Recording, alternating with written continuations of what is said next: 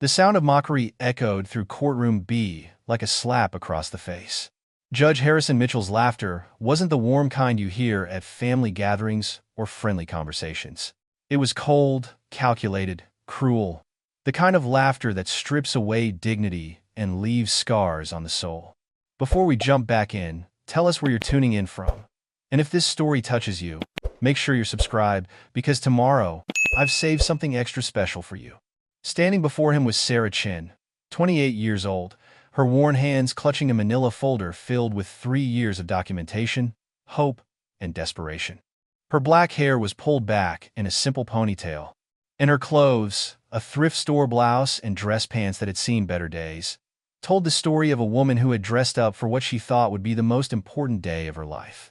She had taken 2 buses to get to this courthouse, spending money she couldn't afford to lose, believing that finally, someone in authority would listen to her story. That someone would care that her 7-year-old daughter, Lily, was asking why other kids had things she couldn't have. That someone would understand that she worked 16-hour days between a diner and a cleaning service just to keep their heads above water. "Your Honor," Sarah said, her voice trembling but determined, "my ex-husband Danny Rodriguez owes $17,000 in back child support. My daughter Lily needs what?" Judge Mitchell interrupted, his voice dripping with disdain as he leaned back in his leather chair. His gray hair was perfectly styled, his black robes immaculate, his gold watch catching the fluorescent light. Everything about him screamed privilege and power. "Maybe you should have thought about what your daughter would need before you had a child you obviously can't afford." The handful of people in the gallery, court clerks, a few lawyers waiting for other daughter cases, a court reporter who had seen too many broken dreams, chuckled along with the judge's cruelty. It was as if Sarah's pain was entertainment, her struggle a source of amusement for those who had never known what it meant to choose between groceries and rent. Sarah Chen hadn't always been the broken woman standing in that courtroom. 3 years ago, she had been Sarah Rodriguez, a wife, a new mother, and someone who believed in the power of love and hard work to build a good life. She had met Danny Rodriguez when she was 23, working as a waitress at Mickey's Diner on Route 9. He was charming, funny, and worked as a mechanic at his family's auto shop. Danny had swept her off her feet with promises of forever, and for a while, it felt like forever was possible. They had a small wedding, a tiny apartment above the auto shop, and when Lily came along, Sarah thought she had everything she ever wanted. She didn't mind that money was tight. She didn't mind that Danny worked long hours. She didn't mind cooking for his friends from the Thunder Road Motorcycle Club when they stopped by the shop. Those bikers had become like family. Big, rough men with hearts of gold who called her little sister and brought toys for Lily. They were the kind of men who looked intimidating on the street, but would spend their Saturday mornings helping elderly neighbors fix their cars for free. Men like Marcus Steele Thompson, the club president with his gray beard and gentle eyes, and Tommy Wrench Martinez, who could fix any machine ever built and told the best stories around the shop's wood-burning stove. But Danny had demons Sarah didn't see until it was too late. Gambling, drinking, a growing resentment toward responsibility that manifested in longer disappearances and emptier promises. When Lily turned 4, Danny started missing birthdays. When bills piled up, he started blaming Sarah for wanting too much. And one cold morning in February, Sarah woke up to find Danny gone, along with their savings account, and her belief that good things last forever. The divorce papers came through a lawyer. No phone call, no explanation, no forwarding address. Just legal documents that dissolved 3 years of marriage and left Sarah with a mountain of debt, a confused little girl asking where Daddy went, and the slow, crushing realization that she was completely alone. "Mrs. Chen," Judge Mitchell's voice cut through her memories like a blade. "Are you listening to me?" Sarah blinked, focusing on the man who held her daughter's future in his hands. "Yes, Your Honor. I was just preparing and narrating this story. Took us a lot of time. So if you are enjoying it, subscribe to our channel. It means a lot to us. Now, back to the story. You were just wasting the court's time," he said with that same cruel smile. "I've reviewed your case, and frankly, I find it hard to believe you've made any real effort to locate your ex-husband. Have you hired a private Investigator? Have you reached out to his family? Have you considered that maybe he simply doesn't have the money you claim he owes? The questions hit Sarah like physical blows. A private investigator? With what money? Danny's family had disowned him years ago, and she'd already tried every avenue she could think of with her limited resources.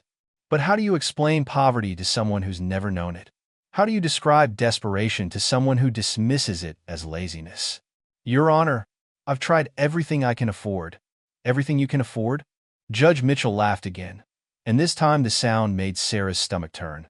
Maybe the problem isn't your ex-husband, Mrs. Chen. Maybe the problem is that you're looking for someone else to solve problems you created for yourself. Those words landed like a punch to Sarah's solar plexus. Problems she created? She thought about Lily, who had started asking why they moved to the tiny one-bedroom apartment with a broken heater, who had started wondering why Mommy cried sometimes when she thought no one was looking, who had stopped asking for toys because she could sense, even at 7 years old, that asking for things caused her mother pain. Sarah thought about the $17,000 Danny legally owed, money that could fix their car, pay for Lily's school supplies, maybe even let them move to a place where Sarah didn't have to check for mold in the bathroom every morning. Money that could give Lily the stability every child deserved. Your Honor, Sarah said, her voice stronger now, fueled by a mother's desperate love. With respect, I didn't create this problem. I worked 2 jobs throughout my marriage. I took care of our home, our child. I supported my husband's business. When he left, he took our savings and disappeared. I'm not asking for charity. I'm asking for what my daughter is legally entitled to receive. Judge Mitchell's face darkened. He wasn't used to being challenged, especially not by someone he clearly saw as beneath his station. Mrs. Chen, your attitude is exactly why you find yourself in this situation. The court cannot force someone to pay child support if they cannot be located or if they legitimately lack the means to pay. Perhaps instead of blaming others, you should focus on improving your own circumstances. The manila folder in Sarah's hands was shaking now. 3 years of documentation, bank records showing Danny's withdrawals, photographs of his new motorcycle, screenshots of his social media posts from bars in Nevada, where he'd been living under his middle name. She had done the detective work herself, spending hours at the library using free internet, making phone calls during her breaks at work. I have proof he has money, Your Honor. I have documentation of his location, his employment. Alleged proof. Judge Mitchell waved dismissively. Hearsay and circumstantial evidence at best. The court finds insufficient grounds to pursue this matter further. Case dismissed. The gavel came down with finality that felt like a door slamming shut on every hope Sarah had carried into that courtroom. The folders slipped from her numb fingers, and papers scattered across the polished floor like fallen leaves. Birth certificates, medical records, school reports. The paper trail of Lily's life spread out in a fan of defeat. Sarah dropped to her knees to gather the documents, and as she did, tears she'd been holding back for 3 years finally came. Not quiet tears of sadness, but deep, body-shaking sobs of complete helplessness. The kind of crying that comes when you realize you've reached the end of every option, pulled every string, knocked on every door, and still come up empty. Ma'am, the bailiff said with the practiced indifference of someone who had seen this scene too many times. You need to clear the courtroom. We have other cases to hear. Other cases. Other lives to potentially destroy with careless words and predetermined prejudices. Sarah wondered how many other single mothers had knelt on this floor, gathering the pieces of their broken dreams.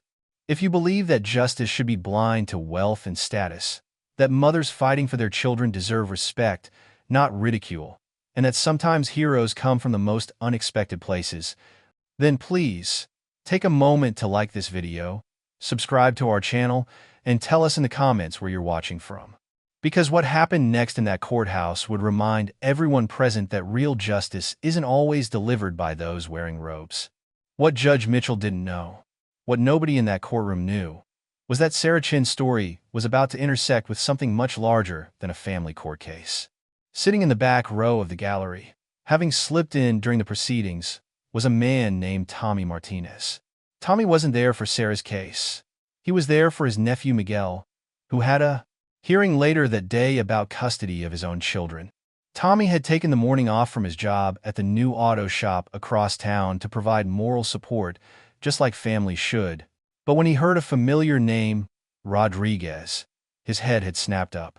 When he saw Sarah's face, when he heard her voice breaking as she explained about Danny and $17,000 in child support, Tommy's weathered hands gripped the wooden pew until his knuckles went white. This was Sarah, little sister Sarah, who used to make them all sandwiches during long repair jobs. Sarah, who had bandaged Tommy's road rash after a bad spill on Highway 45. Sarah, who had cried with them when they buried old Pete Morrison after his heart attack. Sarah, who they had somehow lost touch with when the Brotherhood scattered after Danny's shop closed down. Tommy watched in horror as Judge Mitchell delivered his cruel verdict. Watched Sarah collapse under the weight of institutional indifference. Watched her gather her papers with the desperate dignity of someone who had nothing left but wasn't ready to surrender. And something deep in Tommy's chest, something that had been forged in decades of brotherhood, in the understanding that family protects family no matter what, caught fire. As Sarah stumbled toward the exit, clutching her folder against her chest like armor, Tommy rose from his seat. His boots clicked against the marble floor as he approached her in the hallway outside the courtroom. "Sarah Rodriguez," he said softly. She turned, and for a moment didn't recognize the man in clean jeans and a button-down shirt. Tommy had aged in the 3 years since she'd seen him last. More gray in his black hair, deeper lines around his eyes. But when he smiled, it was the same gentle smile she remembered from Saturday mornings at the shop. "Tommy?" Sarah's voice was barely a whisper. "Tommy Martinez?" "Hey, little sister," he said, and the nickname that had once made her feel so loved now broke her heart all over again. "I heard what happened in there. I heard what that bastard judge said to you." Sarah couldn't speak. Seeing Tommy, remembering the life she'd had before everything fell apart, was almost too much to bear. She just stood there in the courthouse hallway, tears streaming down her face, while concerned lawyers and court officials walked around them like water flowing around stones. "Where's Lily?" Tommy asked gently. "School," Sarah managed. "She's at school. I couldn't afford to take another day off work, so I told her I was going to. I told her I was going to fix things." Tommy's jaw clenched. "You are going to fix things, Sarah. We're going to fix things. How long since you've seen any of the Brotherhood?" 3 years, Sarah said. "Since Danny closed the shop and everyone just scattered. I try to keep in touch, but you all had your own lives, and I didn't want to be a burden." "A burden?" Tommy's voice rose slightly, causing a passing lawyer to glance their way. He lowered it again, but the intensity remained. "Sarah, you were family. You are family. Family doesn't become a burden just because times get hard." "But Danny was a coward and a fool," Tommy said firmly. "What Danny did doesn't change who you are to us. It doesn't change what you mean to us." Sarah looked down at the folder in her hands, at the scattered life it represented. "It doesn't matter now, Tommy. The judge made his decision. Danny's gone, and apparently, the law thinks that's good enough reason for Lily to go without." Tommy was quiet for a long moment, and Sarah could see him thinking, processing, planning.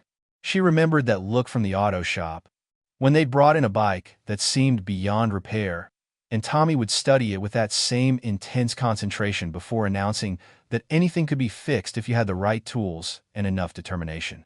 "Sarah," he said finally, "what if I told you that this isn't over? What if I told you that Judge picked the wrong family to mess with today?" "What do you mean?"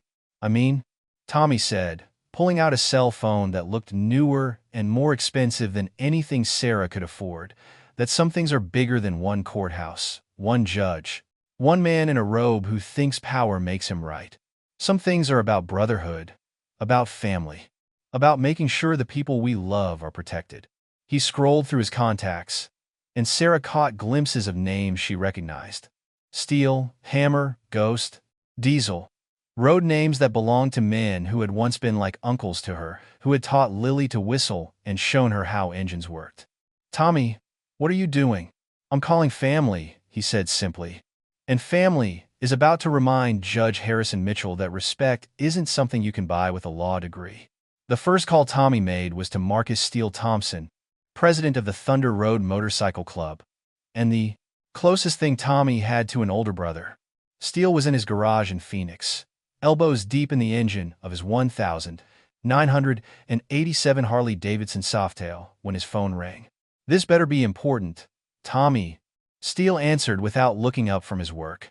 "I'm trying to rebuild this carburetor before my old lady gets home and starts complaining about oil stains on her clean floor." "It's about Sarah Rodriguez," Tommy said simply.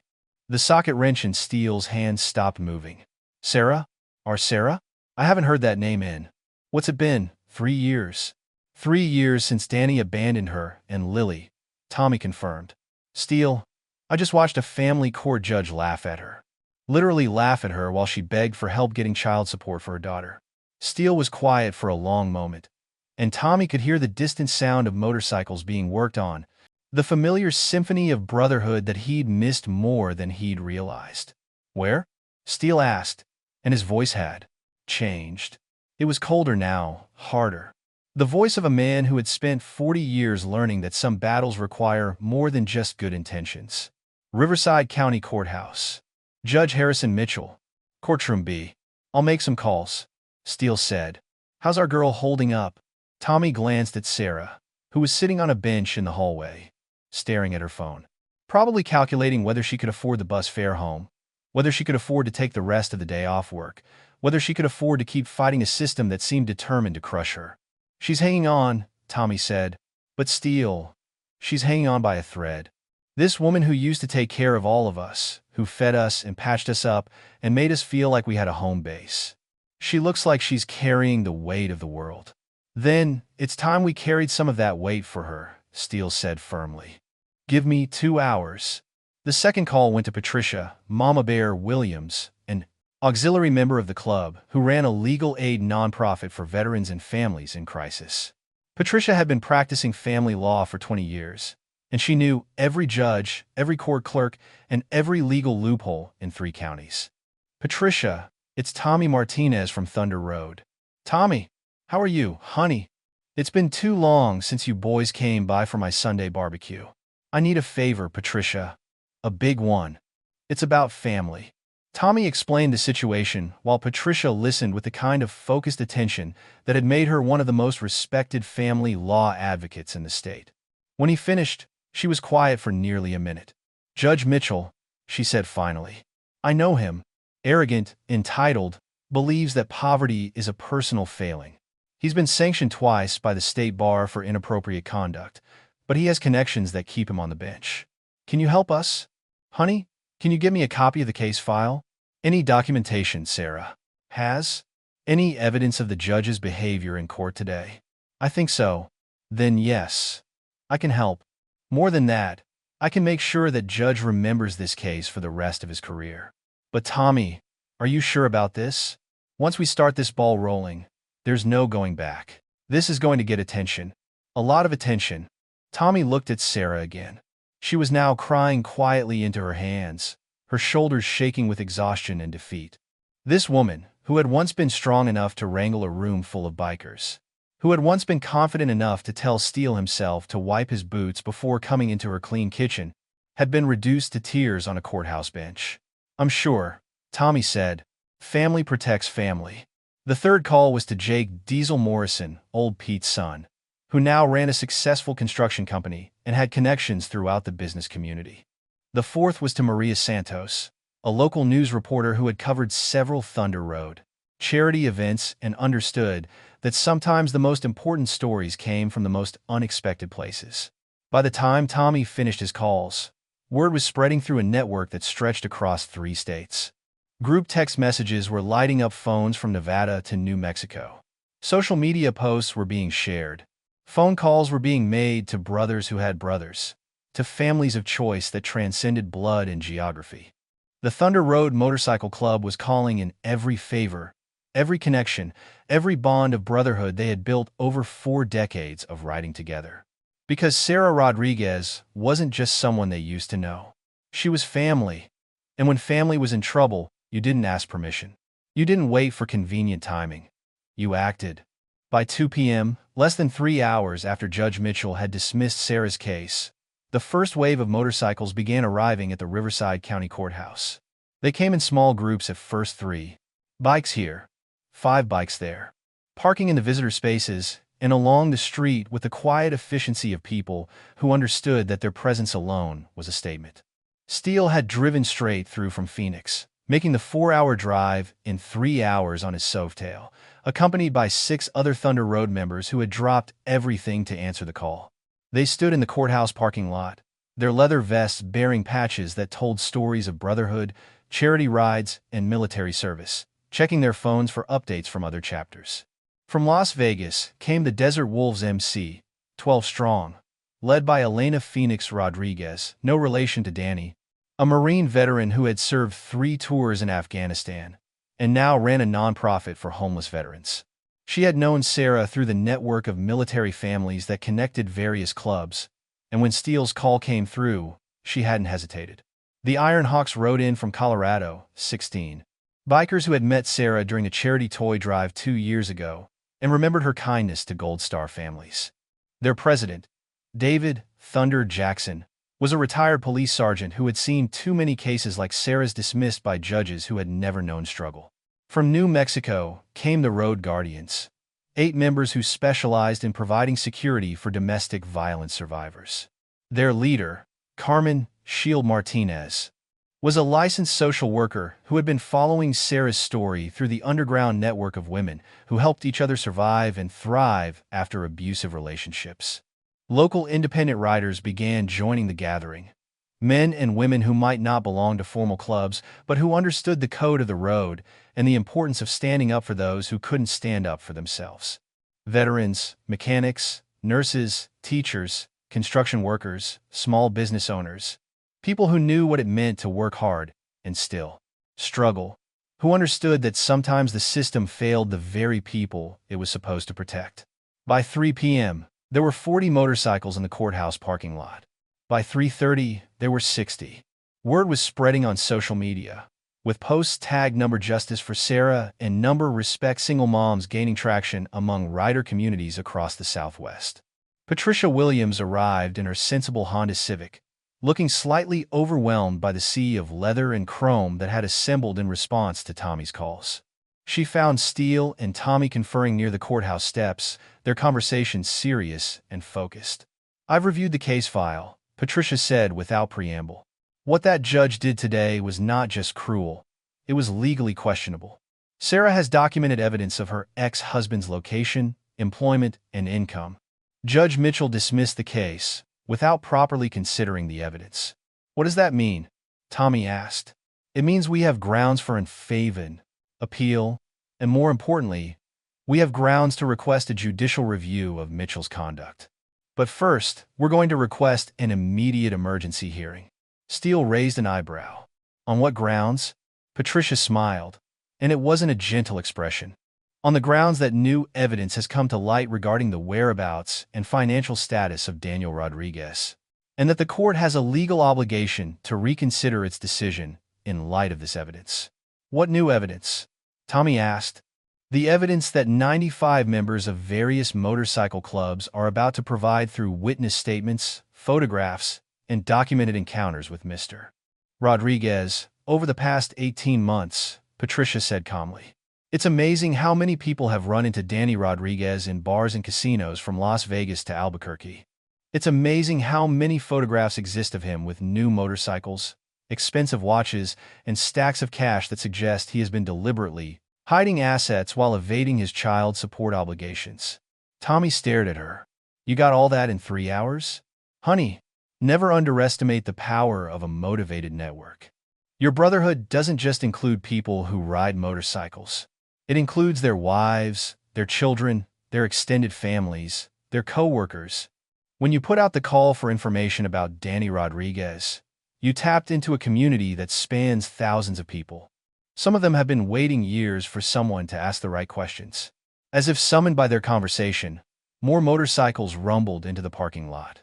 The Sunset Riders from California, the Desert Stars from Arizona, the Mountain Brotherhood from Colorado. Each group brought not just numbers, but expertise, legal advocates, social workers, private investigators, business owners, and media contacts.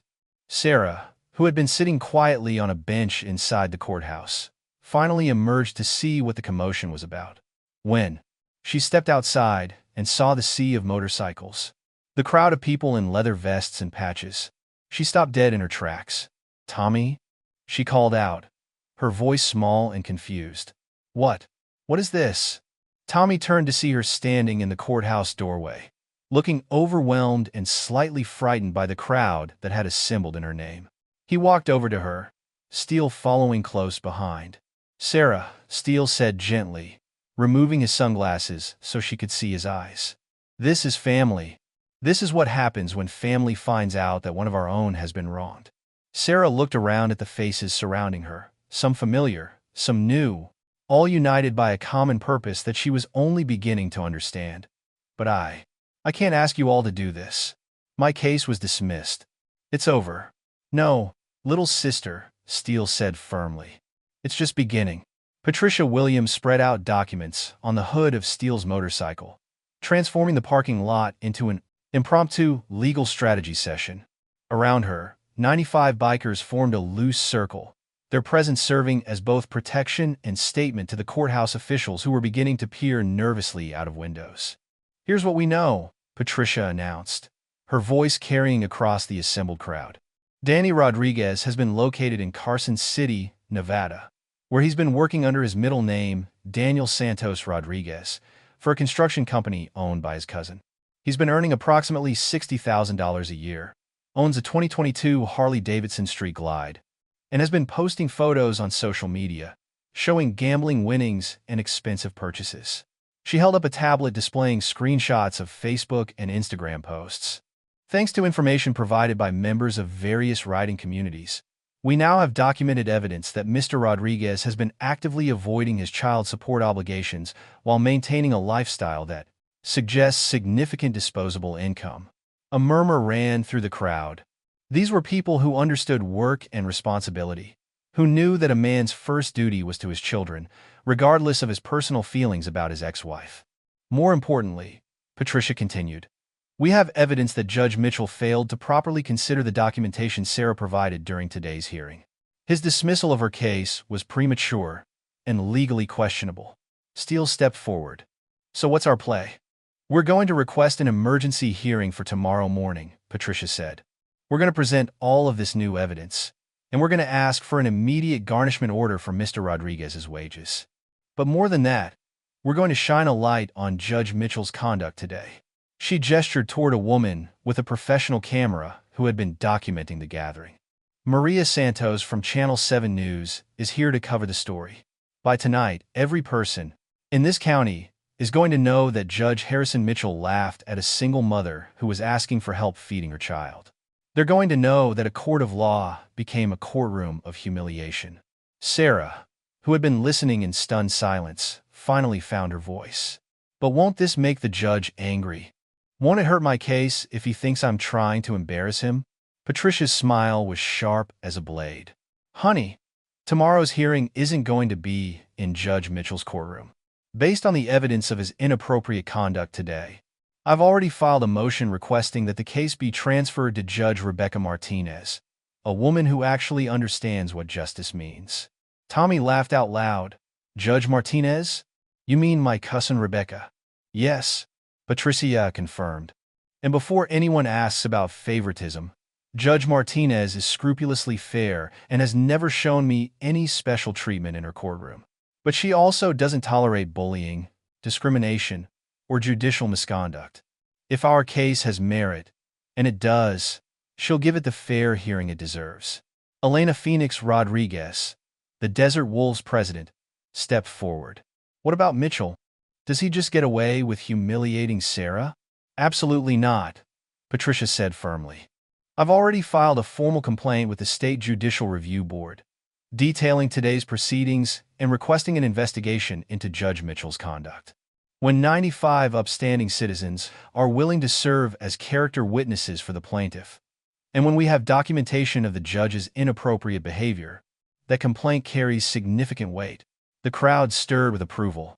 These were people who had spent their lives standing up to bullies in various forms, on the road, in their communities, in their workplaces, The idea that a man in a position of power could abuse that power to humiliate someone as vulnerable as Sarah triggered every protective instinct they possessed. But that's tomorrow, Steele said. What about today? What about right now? Patricia looked around at the assembled bikers, at the media attention they had generated, at the courthouse officials who were clearly unsettled by their presence. Today, we make sure that every person who works in this courthouse understands that Sarah Rodriguez is not alone. That when they see her name on a docket, when they see her face in their courtroom, they remember this moment. She gestured toward the crowd. Today, we send a message that disrespecting single mothers who are fighting for their children's welfare is not acceptable. That laughing at vulnerable people is not acceptable. That judicial arrogance has consequences. As if on cue, a courthouse security guard approached the group. He was a large man, but he looked distinctly uncomfortable as he faced down nearly 100 bikers who showed no signs of intimidation. "Excuse me," he said to Steele, apparently identifying him as the leader.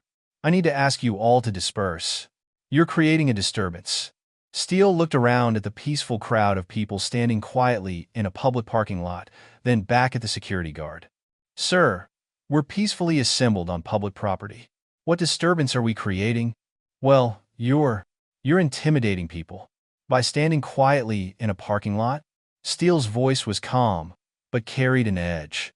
"Sir, with respect, the only people who should feel intimidated by our presence are those who have something to feel guilty about."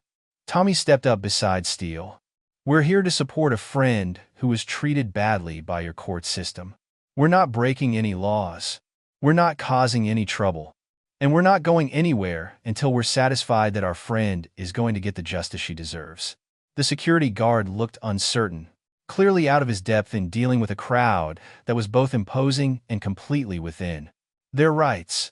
I'll need to check with my supervisor." "You do that," Steele said politely.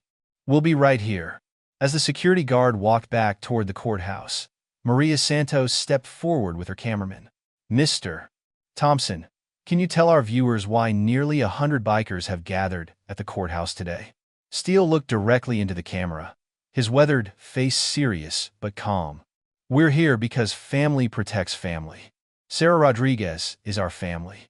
She took care of us, and now it's our turn to take care of her. When a judge thinks he can laugh at a single mother who's fighting for her child's welfare, he's going to learn that some people don't stand alone." "What message do you have for Judge Mitchell?" "Respect isn't something you earn with a title," Steele said simply. "It's something you earn with your actions. Today, Judge Mitchell showed disrespect to a good woman who deserves better. Tomorrow, he's going to see what happens when good people stand together." Word of the biker gathering spread through the courthouse like wildfire. By 4 p.m., what started as a few nervous glances from courthouse windows had escalated into a full-scale administrative crisis. Judge Mitchell, who had initially dismissed reports of some bikers in the parking lot, found himself staring out his chamber window at a sea of leather and chrome that showed no signs of dispersing. "Get me courthouse security," he barked into his intercom, "and call the sheriff's department. I want these people removed from the premises." His clerk, a middle-aged woman named Dorothy, who had worked in the courthouse for 15 years, cleared her throat nervously. "Your Honor, I've spoken with security. These people aren't actually doing anything illegal. They're peacefully assembled on public property. They're intimidating court staff and interfering with judicial proceedings." "Well," Dorothy said carefully, "court is actually over for the day, and they're not bothering anyone. They're just standing there." Judge Mitchell's face reddened. "Just standing there?" "Dorothy, there are nearly 100 motorcycle gang members in my parking lot." "Actually," Dorothy said, consulting her notes, "according to security, they're members of various legitimate motorcycle clubs. Several are military veterans. Many are local business owners, and they're here to support Mrs. Sarah Rodriguez, whose case you heard this morning." The mention of Sarah's name made Judge Mitchell's stomach clench.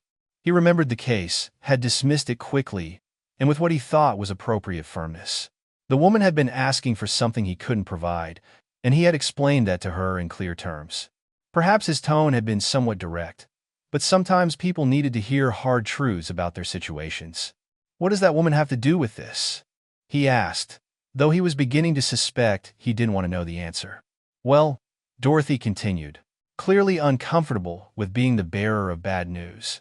It seems that Mrs. Rodriguez has connections to the motorcycle community. They're saying you were disrespectful to her during the hearing. Disrespectful? I was honest. I told her the truth about her situation. Dorothy was quiet for a moment, then said carefully, Your Honor, I've heard recordings of the proceeding. You laughed at her. You suggested that her poverty was her own fault. You dismissed documented evidence without proper consideration. Judge Mitchell felt the first stirrings of something he hadn't experienced in years. Genuine concern about consequences for his actions. In his 20 years on the bench, he had grown accustomed to his word being final, his authority unquestioned.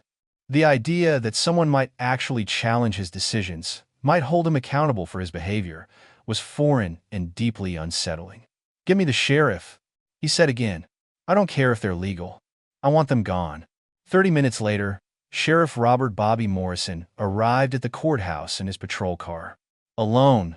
Bobby was a third-generation sheriff who had grown up in Riverside County and knew most of the local motorcycle community personally. Several of the bikers gathered in the parking lot had served with him in Iraq and Afghanistan. Others had helped him organize charity events for fallen officers' families. Bobby parked his car and walked directly to Steele, whom he had known for over 15 years. Steele, he said with a slight smile. Hell of a turnout you got here. Bobby, Steele replied warmly. Good to see you. Sorry for the drama, but this is important. I figured it had to be, to get this many people out on a Thursday afternoon. What's going on? Steele explained the situation while Bobby listened with the focused attention of someone who had spent his career dealing with the intersection of law, justice, and human nature. When Steele finished, Bobby was quiet for a long moment. Judge Mitchell asked me to remove you all from the premises, Bobby said finally. And are you going to? Bobby looked around at the peaceful crowd, at the veterans and business owners and community members who had gathered to support someone who had been treated poorly by their court system. Steele, you boys are on public property. You're behaving peacefully, and you're exercising your constitutional rights. I don't see any reason to interfere with that. What are you going to tell the judge? I'm going to tell him that sometimes the best law enforcement is no law enforcement at all. Sometimes you just have to let justice take its course.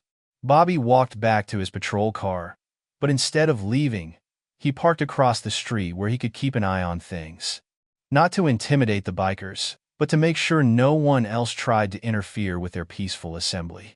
At 5 p.m., as courthouse employees began leaving for the day, they had to walk through the sea of motorcycles to reach their cars. What they found wasn't intimidation or hostility, but quiet courtesy. Bikers moved aside to let people pass, helped elderly employees navigate around the parked bikes, and even assisted one woman whose car wouldn't start. Judge Mitchell, however, remained barricaded in his chambers, afraid to face the crowd that had gathered because of his actions. He called his attorney. He called the State Judicial Administration office. He even called his brother, who was a federal judge in Sacramento. Every conversation ended the same way. He was going to have to face the consequences of his behavior. At 6 p.m., Maria Santos from Channel 7 conducted live interviews with several bikers about why they had come to support Sarah Rodriguez. The stories that emerged painted a picture of a woman who had been more than just a mechanic's wife. She had been the heart of a community, someone who had cared for others without expecting anything in return. Sarah used to make these incredible tamales every Christmas, said Elena Rodriguez, her voice thick with emotion. She'd spend days making hundreds of them and then distribute them to everyone in the riding community, especially the guys who didn't have family nearby. She never asked for money, never asked for anything back. She just wanted to make sure everyone felt included in the holidays. Tommy Martinez shared the story of when his daughter had been in a car accident 3 years ago. Sarah drove 6 hours to sit with us in the hospital. She didn't know my daughter well, but she knew I was scared, and she knew my wife was falling apart. She just showed up and stayed with us until we knew our girl was going to be okay. That's who Sarah is. By 7 p.m., the story was trending on social media. Number Justice for Sarah had been shared thousands of times. Videos of the peaceful biker gathering were being viewed across the country. Donations were starting to come in to a GoFundMe account that Elena Rodriguez had set up to help Sarah with legal costs and living expenses while the case worked its way through the system. Judge Mitchell, watching the news coverage from his chambers, finally understood the magnitude of what he had unleashed with his careless cruelty that morning. This wasn't going to go away quietly. This wasn't going to be forgotten by Monday. His treatment of Sarah Rodriguez was going to follow him for the rest of his career. At 8 p.m., as the sun began to set over the courthouse parking lot, the bikers finally began to disperse. But before they left, they gathered around Sarah for a group photo that would later become iconic in the motorcycle community. 95 bikers surrounding a small woman in a thrift store blouse. All of them united by the simple belief that family protects family. That night, Sarah Rodriguez sat in her tiny apartment, overwhelmed by the events of the day. Lily was asleep in the bedroom they shared, clutching her stuffed rabbit and dreaming innocent. Dreams that had nothing to do with courtrooms or cruel judges, or the weight of the world that seemed to rest on her mother's shoulders. Sarah's phone hadn't stopped ringing since she'd gotten home. Calls from old friends who had seen the news coverage. From bikers she hadn't spoken to in years. From complete strangers who had been moved by her story and wanted to help. A legal aid lawyer from Sacramento had called to offer pro bono assistance. A private investigator from Las Vegas had called to say he had additional information about Danny's whereabouts and assets. A victims' rights advocate had called to explain Sarah's options under state law. Most overwhelming of all, Patricia Williams had called to explain what would happen tomorrow. "We're not just going to court to get your child support," Patricia had said. "We're going to court to make sure that what happened to you today never happens to another mother in Judge Mitchell's courtroom, or any courtroom in this county." Sarah understood that somehow, without asking for it or expecting it, she had become the center of something much larger than her own struggle. The thought was both terrifying and liberating. For 3 years, she had carried the burden of Danny's abandonment alone, had fought every battle by herself, had absorbed every setback as evidence of her own inadequacy. Now, suddenly, she had an army. Her laptop, an ancient machine she'd bought used at a pawn shop, was open on her kitchen table, displaying hundreds of messages of support on the GoFundMe page Elena had created. Donations ranging from $5 to $500 were pouring in from across the country, each accompanied by a message of encouragement or a story from someone who had faced similar struggles. "Keep fighting, Mama. Your daughter is lucky to have you. My ex disappeared too. 20 years ago. I know how hard it is. You're not alone. Judge Mitchell needs to learn that respect isn't optional." From one single mom to another, "You've got this." But perhaps most meaningful were the messages from members of the motorcycle community who remembered her from the old days, who wanted her to know that her kindness hadn't been forgotten. "You saved my marriage," wrote someone named Jennifer Walsh. "When my husband came home from deployment with PTSD and couldn't adjust, you spent hours just listening to me cry in your kitchen. You probably don't remember, but I do. Now, it's our turn to help you. You taught my daughter to change oil when she was 12, wrote another. "She's a mechanic now, owns her own shop. She says you're the reason she wasn't afraid to work in a man's world. We never forgot what you gave us." Sarah wiped away tears as she read message after message from people whose lives she had touched during those years when she thought she was just being a good neighbor, a good friend, a good member of the community. She hadn't realized that kindness was an investment that paid dividends years later, that caring for others created bonds that could survive time and distance and the chaos of life. At 11 p.m., there was a soft knock at her door. Sarah looked through the peephole to see Tommy Martinez standing in the hallway, holding a paper bag that smelled like Chinese takeout. "I brought dinner," he said when she opened the door. "Figured you might not have had time to eat today." "Tommy, you didn't have to." "Yes, I did," he said firmly. "Family takes care of family, remember? When's the last time someone brought you dinner just because they cared?" Sarah couldn't remember. Since Danny left, every meal had been her responsibility.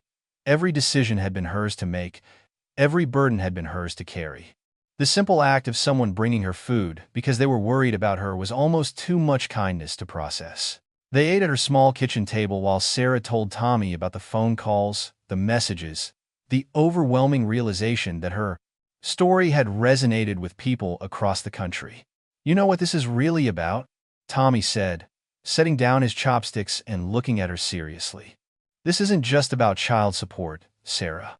This is about dignity, about respect, about the idea that everyone deserves to be treated with basic human decency, regardless of their bank account or their circumstances. But what if we lose tomorrow? What if all this attention just makes things worse?" Tommy smiled. "Sarah, do you remember when Steele's bike broke down outside Flagstaff, and you drove 4 hours in your old pickup truck to bring him parts?" Sarah nodded. "He was stuck on the side of the highway. It was Christmas Eve.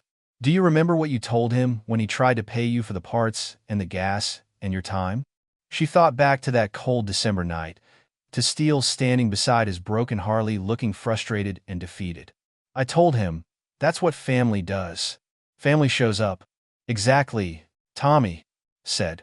"And now family is showing up for you. 95 people showed up for you today, Sarah. Tomorrow there'll probably be more. And whether we win or lose in court, whether Judge Martinez rules in your favor or not, you'll never be alone again. You'll never have to carry this burden by yourself again."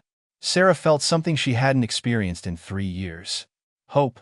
Not the desperate kind of hope that comes from having no other options, but the solid, grounded hope that comes from knowing you have people who believe in you. "What about Lily?" she asked. "What do I tell her about all this?" "You tell her the truth," Tommy said. "You tell her that when good people see injustice, they stand up. You tell her that her mama is brave enough to fight for what's right and strong enough to let other people fight alongside her. You tell her that she's growing up in a world where kindness still matters, where family means more than blood, and where sometimes heroes wear leather jackets instead of capes." Friday morning dawned crisp and clear, with the kind of bright sunshine that seemed to promise new beginnings. Sarah woke before her alarm, dressed carefully in her best outfit, a navy blue dress she'd worn to job interviews and Lily's school events, and stood in front of her bathroom mirror trying to see herself as something other than a victim. The woman looking back at her was still small, still tired from working double shifts, still carrying the weight of 3 years of struggle. But there was something new in her eyes, a spark of determination that hadn't been there yesterday morning. She wasn't walking into that courthouse alone today. She was walking in surrounded by family.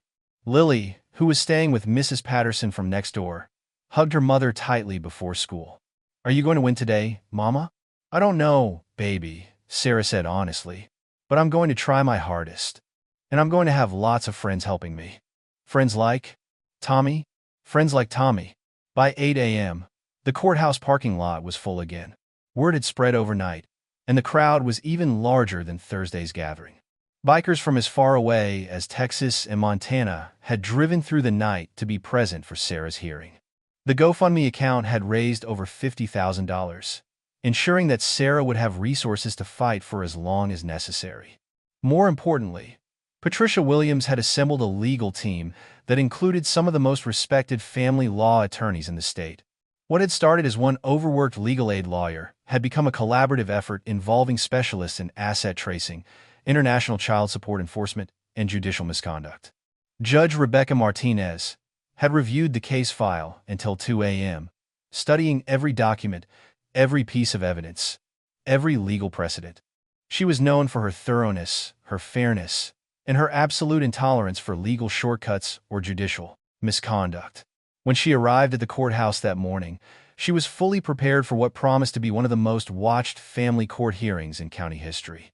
Judge Mitchell, meanwhile, had spent the night consulting with his own attorney about damage control. The Judicial Review Board complaint was serious enough to potentially end his career, and the media attention had made his conduct yesterday a matter of public record. His attorney's advice was simple: cooperate fully, show remorse, and hope that retirement was an option. At 9 a.m. sharp, Sarah walked into Judge Martinez's courtroom flanked by Patricia Williams and a team of advocates. The gallery was packed with bikers, legal observers, media representatives, and community members who had come to witness what many saw as a test of whether the justice system could still work for ordinary people. Judge Martinez called the court to order and looked directly at Sarah with kind but serious eyes. "Mrs. Rodriguez, I've reviewed your case file, and I want to begin by apologizing on behalf of this court system for the treatment you received yesterday. No one should leave a courtroom feeling humiliated or disrespected, regardless of the merits of their case. Sarah felt tears starting, but they were different tears than yesterday's. Tears of relief, of validation, of finally being seen and heard. Now, Judge Martinez continued, I understand that new evidence has come to light regarding your ex-husband's whereabouts and financial status. Patricia Williams stood and addressed the court with the kind of organized presentation that comes from 30 years of fighting for families in crisis. She presented bank records showing Danny's steady employment, photographs documenting his lifestyle, witness statements from dozens of people who had encountered him in Nevada, and a comprehensive financial analysis that revealed he had been hiding assets while evading his child support obligations. Your Honor, Patricia said, Mr. Daniel Rodriguez has willfully and deliberately evaded his parental responsibilities for 3 years while maintaining a lifestyle that demonstrates significant disposable income. His ex-wife has struggled to provide for their daughter while he has purchased luxury items and engaged in recreational gambling. The evidence was overwhelming and meticulously documented.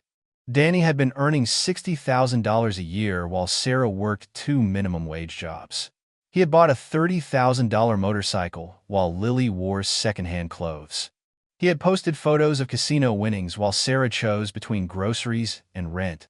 Judge Martinez reviewed each piece of evidence with the careful attention of someone who understood that her decision would affect not just Sarah and Lily, but every parent who had ever been abandoned by someone who chose selfishness over responsibility. Based on the evidence presented, Judge Martinez said after nearly 2 hours of testimony, I am issuing an immediate wage garnishment order for Mr. Daniel Rodriguez in the amount of $17,000 in back support, plus ongoing monthly payments of $600, plus interest and court costs. I am also ordering the seizure of his motorcycle and other assets to ensure compliance with this order. The courtroom erupted in quiet applause from the gallery. Sarah covered her face with her hands, overwhelmed by the realization that her 3-year fight was finally over. Lily would have the financial support she deserved. They could move to a better apartment, fix their car, maybe even save money for Lily's future education. But Judge Martinez wasn't finished. Furthermore, I am referring this case to the State Attorney General's Office for investigation of potential criminal charges related to asset concealment and willful non-payment of child support. Mr. Rodriguez's behavior constitutes a clear violation of state law, and he will be held accountable. For that violation, the victory in Judge Martinez's courtroom was just the beginning of a chain reaction that would ultimately change not just Sarah's life, but the entire culture of family court proceedings in Riverside County. By Friday afternoon, news of the hearing had spread across social media, with videos of the biker gathering and Judge Martinez's ruling being shared hundreds of thousands of times. The story resonated far beyond the motorcycle community. Single mothers across the country saw Sarah's victory as proof that the system could work when good people stood together. Family law advocates used the case as an example of how community support could make the difference between justice and institutional indifference. Legal scholars pointed to Judge Martinez's thorough review as a model for how family courts should handle cases involving missing or non-compliant parents. Most significantly for Sarah, the publicity had attracted the attention of employers, organizations, and individuals who wanted to help her build a stable future for herself and Lily. 3 different companies offered her full-time positions with benefits. A local nonprofit offered her a scholarship to complete her nursing degree. A women's shelter asked her to join their board of directors, recognizing that her experience and newfound voice could help other women in similar situations. But perhaps the most meaningful offer came from Steele Thompson and the Thunder Road Motorcycle Club. They wanted to establish a nonprofit organization dedicated to helping single parents navigate the legal system, with Sarah as the director. You've been helping people your whole life, Steele told her over coffee Saturday morning. Now you'd be helping them professionally, with resources and support and a whole community behind you. Sarah was overwhelmed by the possibilities opening up before her. For 3 years, her world had been shrinking. Smaller apartment, fewer choices, constant worry about money and the future. Now, suddenly, her world was expanding in ways she had never imagined. The legal victory was important, But the personal transformation was profound. The scared, defeated woman who had knelt on the courthouse floor Thursday morning had been replaced by someone who understood her own worth, who recognized that her struggles had given her wisdom and strength, and who was ready to use both to help others. Judge Mitchell's fate was decided by the State Judicial Review Board after a thorough investigation that included testimony from dozens of attorneys, court staff, and litigants who had appeared before him over the years. The pattern that emerged was one of consistent bias against low-income defendants, inappropriate conduct toward vulnerable litigants, and a fundamental misunderstanding of the role of a family court judge. He was given the option of early retirement or facing formal disciplinary proceedings that could result in his removal from the bench. He chose retirement, issuing a public statement acknowledging his regrettable conduct in Sarah's case and expressing hope that his departure would allow the court system to better serve all members of the community. His replacement was Judge Patricia Valdez, a former public defender with a reputation for fairness, compassion, and thorough case preparation. Her first official act was to institute new training requirements for all family court staff on cultural sensitivity and trauma-informed proceedings. 6 months later, Sarah Rodriguez stood in the parking lot of the newly opened Sarah's Place, a resource center for single parents that had been funded through a combination of motorcycle club fundraising, corporate sponsorship, and ongoing crowdfunding efforts.